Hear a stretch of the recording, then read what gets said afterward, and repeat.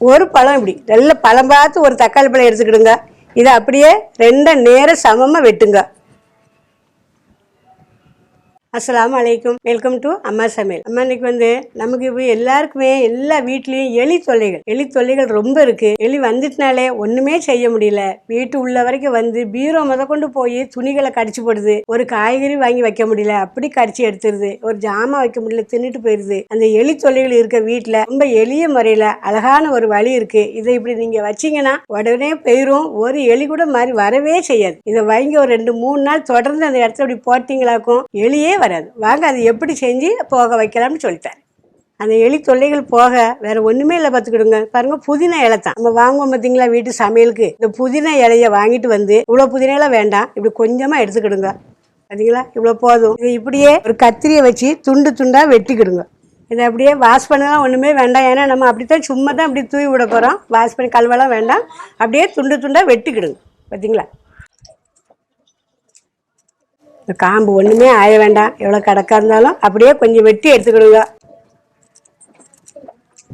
இவ்வளோக்கான இதை இப்படியே எங்கே உங்களுக்கு எலி வருதோ அந்த இடத்துலலாம் அள்ளி அப்படி எப்படி தூத்தி விட்டுருங்க. இப்படி நீங்கள் தூத்தி விட்டுட்டீங்களாக்கும் எங்கே எலி வருதோ அந்த இடத்துல பார்த்து இப்படி நீங்கள் தூத்தி விட்டுட்டீங்கன்னா அழகாக ஒரு எலி கூட வராது. இந்த புதினா எலிக்கும் ரொம்ப தூரம். புதினா இலையில எலியே வராது. பார்த்துக்கிடுங்க. இதை அப்படி வெட்டி தூவி விட்டுருங்க. இது மட்டும் இல்லை, உங்களுக்கு இந்த புதினா இலை கிடைக்கலையாக்கும் வீட்டிலேயே நம்மளுக்கு பாருங்க ஒரு தக்காளி பழம், ஒரு பழம் இப்படி நல்ல பழம் பார்த்து ஒரு தக்காளி பழம் எடுத்துக்கிடுங்க. இதை அப்படியே ரெண்டை நேரம் சமமாக வெட்டுங்க. பார்த்தீங்களா, இந்த 2 துண்டு கிடச்சிட்டு இந்த 2 துண்டுலையும் வத்தல் பொடியை கொஞ்சம் அந்த இது மேலே அள்ளி வச்சு இந்த வத்தல் பொடியை நல்லா சமமாக அது ஃபுல்லாக அப்படி தேய்ச்சி தடவுங்க.